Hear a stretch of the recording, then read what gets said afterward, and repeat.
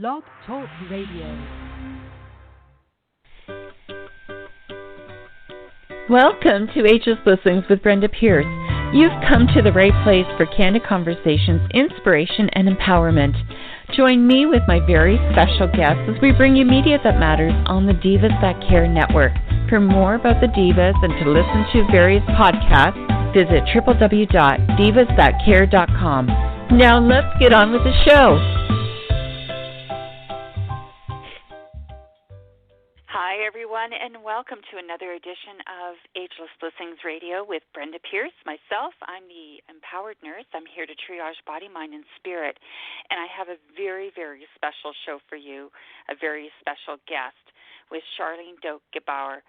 She has been a guest on my regional TV show a few times, but I want to get her message out into the broader audience because it is so, so important. You know, with digital technology the way it is, everything seems to be seamless and everybody's interconnected. But what are the safety risks? Well, Charlene has been a former educator. She's still educating in her new platform, but as a teacher, and she was also a network supervisor. And she's created her theory of digital supervision based on her experiences in the education system.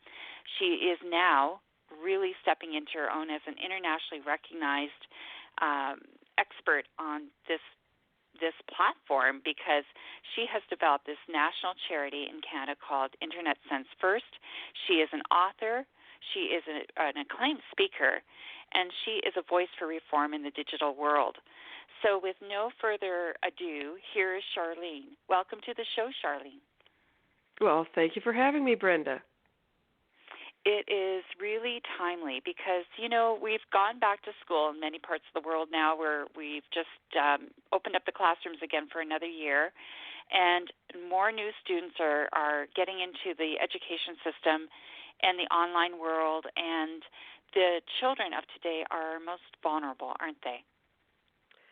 Absolutely. I find when I speak, parents are really shocked at what is going on out there, and it's an education that everyone needs to have because our children are the most vulnerable than they've ever been in the history of the world.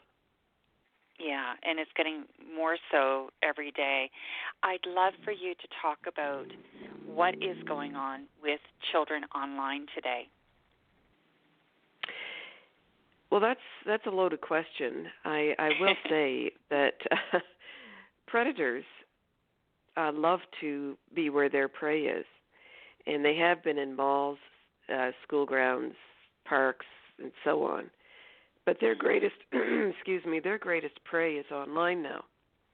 And parents are buying iPads, gaming systems, cell phones for their children. Predators are loving every minute of it. They're putting fish in the Atlantic Ocean for them as far as prey is concerned. Wow, it's huge. Absolutely huge. Oh, very huge. You know, you go online and you see parents soothing their children with phones. So, children get groomed to this technology because parents are letting them have it sooner and sooner and sooner. And they don't realize, like, the predator in the park is someone that people can kind of, see as a physical thing. But these predators online are unseen. And like you say, they're actually like sharks in the ocean, aren't they? Oh, yes. And I will say, I want to define what grooming is. Some people really don't know. It's the way a predator will bring a child on board to trust them. And a lot of grooming techniques. The first technique is finding things in common, so that if a child is online, let's say, for example, they say they're 10 years old, a predator may say, well, I have a child your age, 10 years old. Isn't that amazing? Which gives them that common ground, and then the child is so naive. They get excited, and they think, oh, this person knows me.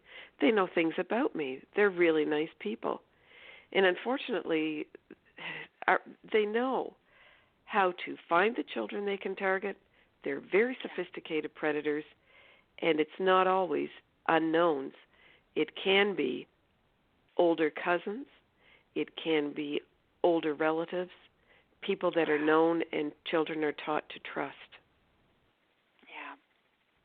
Yeah, and that's a scary thing. It's oftentimes somebody that knows the child and can get the information, and so it really isn't that far out there, is it? No, and predation is in everyone's backyard now. Unfortunately, these pedophiles, and I call them pedophiles, it's not necessarily just pedophiles. There are heterosexuals doing this for the money. Wow. They are trying to entice children to send them nudes, and it is happening every second of every day globally. And then they can sell these nudes to pedophiles. It's a multi-billion-dollar industry, even more than that, I'm sure, because the Internet has helped them find each other and make them feel as though it's okay to do this. Wow, it's shocking. It's pedophilia and pornography and all these exploitive factors that are out there today are just really heartbreaking and have consequences beyond not only just the child sending the nude photos, but there's luring to actual meetups and other exploitive activities as well, right? Oh yes.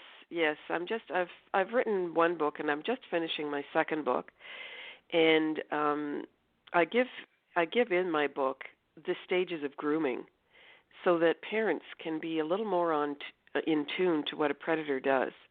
And this is actually a type of science for predators. The stages of grooming are things that parents need to look out for. What is my child doing online? And when you talk about pornography, I am trying to get so that it is not free online. Paying for it is one thing, but it is everywhere, and it is allowed. And I talk to parents that their children addicted to pornography at the ages of 6, 7, and 8, because the neuroplasticity of the brain can have an addiction at any age, and pornography is designed for that addiction. The children are so full of anxiety and depression after they see this. When I speak in schools, I will ask children, how many of you have seen inappropriate pictures? I would say 95% of them have seen them. And then I ask, how many of you have talked to your parents? And most of them will not put their hand up. They do not want to be in trouble with their parents, because parents may villainize their child for seeing it. And I'll give you some statistics. Yeah, please. Annually, there are 13,000 adult videos produced. Annually. Hollywood produces about 507. Adult porn annual profit is about $13 billion. Hollywood is $8.8 billion. Over 20% of adults stumble on pornography. Over 80% of children stumble upon pornography. Over 80%. And parents seem to think that their children are on these devices, they're safe, they're out of their hair. As soon as a router and gateway to the Internet is put in a home, parents' responsibility is profound. And too many are not getting that. And I'm not pointing my finger and scolding parents. I'm saying we need to catch up to the digital age. Traditional parenting methods are effective, but we need to get digitized parenting in there as well. And this is where you come in, because you, as a network facilitator for a school internet system, you understand the workings of the Internet, where, people, like you say, as soon as it comes into your home, and I'll share this story years ago. So this is like 25 years ago. So my oldest was maybe 7 or 8 years old, and he was excited we were getting the Internet, and he wanted to learn yo-yo tricks. So the first thing he said, well, we turned it on and everything else, and of course I don't know anything, and he goes, well, Mom, I want to learn yo-yo tricks. I know that. Let's put it in here and see what happens. yoyotricks.com was what he put in, and not knowing, and maybe he knew, I don't know, but right. up came a pornography site right right. then and there. That was our very first click on the internet. And right. I put that nanny on right away, and and this sort of thing. Mm-hmm. But the thing is, we can't be with our children 24/7. But right. And especially when they are on the internet, we have to really look at how we are providing those services to our children in our home. And this is what you've dedicated your life to. This is creating that yes. safety and the protocol. So I've developed a theory. Yeah, I've developed a theory of digital supervision, and it's in my first book. My second book is even more comprehensive, and it's the idea that parents must supervise children. It's written in 3 parts. Awareness. Unless you have awareness, you're not going to buy into it. So the awareness is key, and then there is method. How am I going to supervise my child online, on their iPad, their gaming system, their phone? And then the third part is hope. We can do this, and we must, but we can do this. I'll give you an example. I when I was teaching, I would have students come up to me and they say, "I'm a gamer," or they would say, "Oh, my parents are so impressed with everything I know." And I would look at them and think, going to be a long year, because you really do not know much about computers.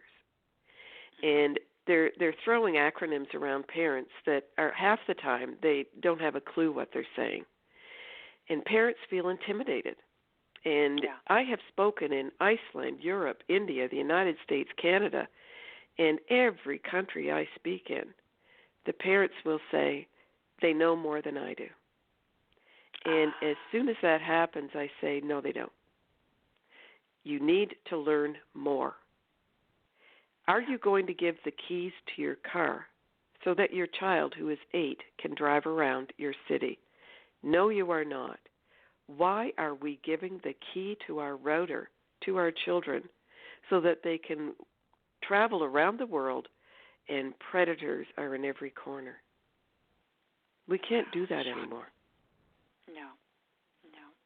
No. It's a shocking situation out there, and I'm so thrilled that you've been able to put your theory together and to get it out there. Like governmental agencies, police agencies, all kinds of different agencies, school boards are really picking up on this whole issue and what you've been able to put forward. So it's time and timely, and it's even needed more so now than ever before. Charlene, I would love for you to share for us how people can get a hold of your book, and your next second to be published book is coming out very, very soon. Tell us about how people can get this information immediately. Okay, my first book is available online, Amazon chapters, 35,000 distribution channels, and it's called Digital Sexual Victims, True Cases. If people go to my personal website, cdoak-gebauer.com, that's CDOAK CDOAK-GEBAUER.com, there is a link, 2 chapters where a person could purchase it. My second book is titled The Internet, Our Children in Charge.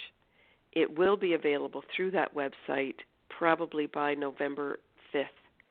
I'm just finishing up the manuscript today, actually, and I will be submitting it for printing, and the design of the cover will be done. But I would encourage everyone to read this book. This book, my second book, has interviews with a London, Ontario, Canada City Councillor, Phil Squire, who is a criminal lawyer and defended predators. I have interviews with a child pornography survivor, his wife, a psychotherapist, a police officer, different things that will bring people to a better reality of what is actually going on. Yeah, and I can't urge people, parents, grandparents, educators, strongly enough that you need to get this information. Be educated and be aware of what's going on. And don't take it for granted that they're doing the right thing, the kids, because even if they are wanting to do, be innocent on it, there's enough people out there that are being predators that know exactly what to do and how to do it to get your kids off the beaten path and into something that is way over their head. Charlene, I wonder if you can share an anecdote of one of these situations so people who can be a little bit more enlightened. Oh, I would love to. I get calls from around the world, and one parent sent me a message with the internet history of her 7-year-old son. It was all XXX porn, and they had just purchased an iPad for the child. And the mother was livid, took the iPad back, and said, "You are not to look at these pictures," which is fine. We have to be careful about villainizing our children because they are victims of the internet. And when I asked her, I said, "How did he get on those sites?" She said, "Well, the kids in the school said, do you want to see some silly pictures? Or no, funny pictures. Do you want to see some funny pictures?" And I sat there and I went, "Oh, okay." Then I said, a lot of kids exchange these ideas in the playgrounds. But I said, I very gently said, "Do you really think it was the children in the school?" And she said, "Well, why would you say that?" And I said, "Because children would say, do you want to see some naked pictures? Do you want to see some naked adults having sex?" A predator would say, "Do you want to see some funny pictures?" Then I told her, be very careful about how you word it when you ask your child these questions, because you need to know if it is a predator or another child. How did they find out about it? Have they sent nudes? Because sending nudes is so common, it's an epidemic. And sending nudes can be very, very dangerous for the child and the family.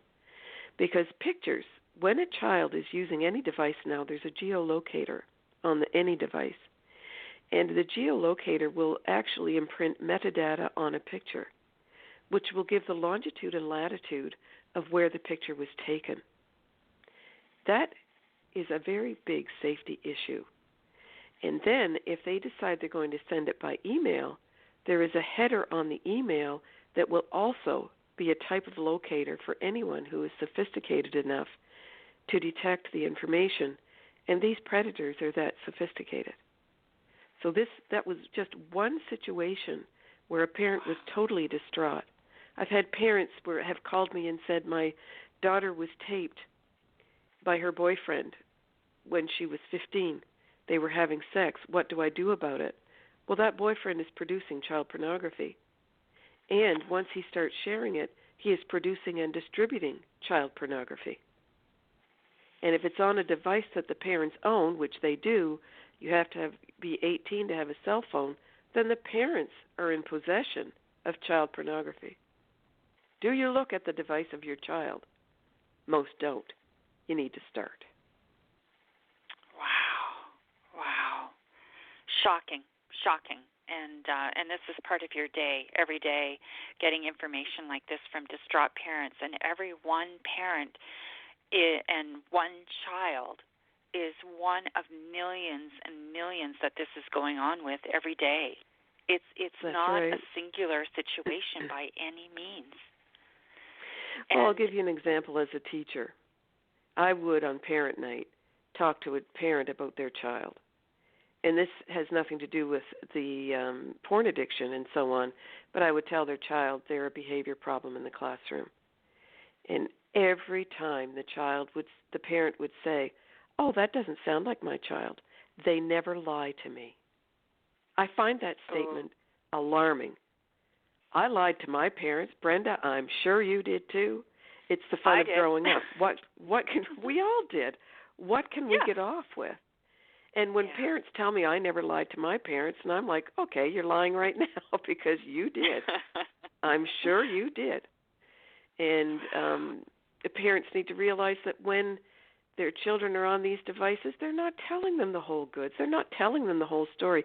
Do parents even check the cell phone record of phone calls?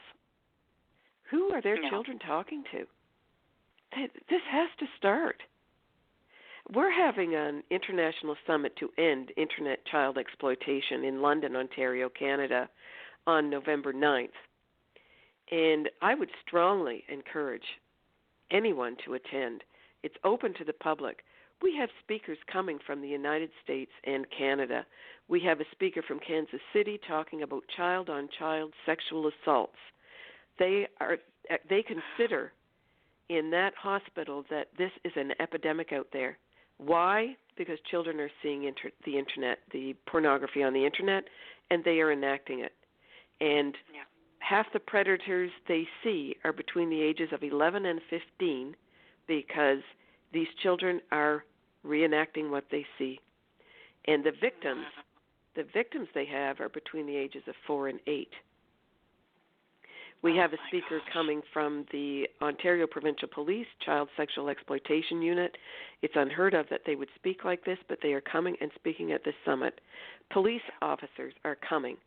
They want to be better educated about this because they consider that what I've developed is very progressive, and all of the speakers coming are experts in their field. These are people I've met when I was speaking that say, I will be there because someone has to start ending what is going on.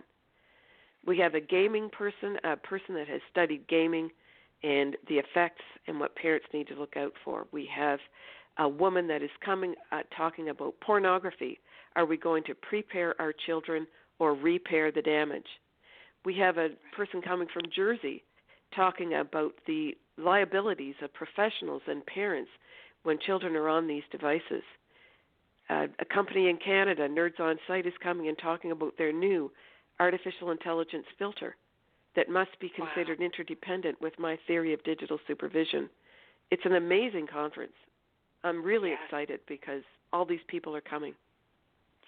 Well, I'm excited. I'll be there as well. And, and it is time. The Me Too revolution opened up the whole door of people speaking up about the issues of violence against women. And but this is even bigger.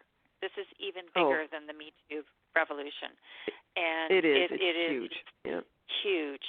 Well, and the other thing is, too, Charlene, is the spin-off. Not only is, the predator and the act and, what's happening to these children long-term. So, you talk about the dysfunction in children and depression that happens because of this overexposure to pornography as children. But then look at the addictions and, the suicide rates and everything else. I'm sure that this also ties into a lot of that as well. Of course. When you hear of a suicide, and we're hearing it too commonly now, of kids in high school, I have not done the research on this. I would guarantee it has to do with sharing nudes with someone and it being shared throughout the school. The police have stated that in a school of 1,000, one picture can be circulated within 1 hour through the entire school. So that if a parent or a teenager or a child is listening to this radio interview, realize, do not hit that send button. And parents, let's look at what our children are doing with these devices. Unfortunately, cameras are so easy to get that the children are using them for the wrong reasons. I'll give you another example. Girls are now saying in high school that there's sex before kissing because boys are so addicted to pornography, they have erectile dysfunction. And before they can perform with a girl, they masturbate. And the girls know that. Wow. And it's called sex before kissing. If people wanted to Google that, sex before kissing, you would be amazed at what you're going to read. Gosh. It is absolutely disturbing, Charlene, but very good that we're having this discussion, and I think everybody needs to listen loud and clear to the message about what the digital age is opening up here. And, and really educating, they do sex ed in school, but we need to do digital ed in school and as early as possible. Well, they're trying. And as an educator, I know that a teacher can be given a curriculum, and they really don't understand that. And kids will pick up on that very quickly. They need experts to go into the schools to talk to the children just straight from the hip. And as an educator, I have been told that I never say anything I should not say in the classroom. I was trained. I follow any education act. I'm very, very careful. And to have someone go in that has had experience and researched this, has a profound experience with students. I know this because principals have told me when I speak. And by the way, every school I go into, a principal will whisper and say, we have had children charged with this, charged with producing and distributing child pornography. And I tell them, you don't need to feel lonely. I hear that in every school. It is not advertised. Wow. Yeah. So it's just, these are things that I've had someone say to me, be very careful that you don't create too much guilt with people. I'm sorry. People need to feel guilty to start acting. Yeah. They need to start realizing, let's do a favor for our children. Let's learn more so that we can protect them. Absolutely, Charlene. And, this is the thing, is if we don't start now, what is society going to look like later? And I'm scared for that society as it evolves if we don't pull back and claim back our children and their safety right now. Exactly. Thank you. Thank you for doing what you do, Charlene. And we need to clone you like a million times in order to get this message out into the classrooms. So that's right. The summit is an excellent start. I can't wait to hear the expertise and I encourage everyone. How can they get tickets, Charlene? If they're wanting to come from wherever they are in the world, they need to get there to London, Ontario. Tell us how. Go to my charity website. It's called Internet Sense First, as in common sense. So it's internetsensefirst.com. You go there, there will be a link to the International Summit to End Internet Child Exploitation, and you can register and buy tickets there. We accept payment on credit card through Eventbrite, and there is a link to Eventbrite directly from the registration page, or we will take an e-transfer. Your email is recorded on an e-transfer or Eventbrite so that everything is documented for your entry into the summit. That's amazing. And, please, people, if you hear this interview, please share it because it is so important. Charlene, thank you from the bottom of my heart for making this time available and for doing everything that you're doing to ensure the safety of our children. Thank you, Brenda. We need to work together on this. We all do. We all do. That's right. Okay, so everyone, remember you are loved and you are loved. You are blessed, and you are a blessing. Bye for now. You have been listening to Ageless Blissings with Brenda Pierce. The views and opinions have been those of the participants and are not to be taken as medical advice. For more Ageless Blissings, visit www.facebook.com/agelessblissings. Until next time, have a wonderful body, mind, and spirit-filled week.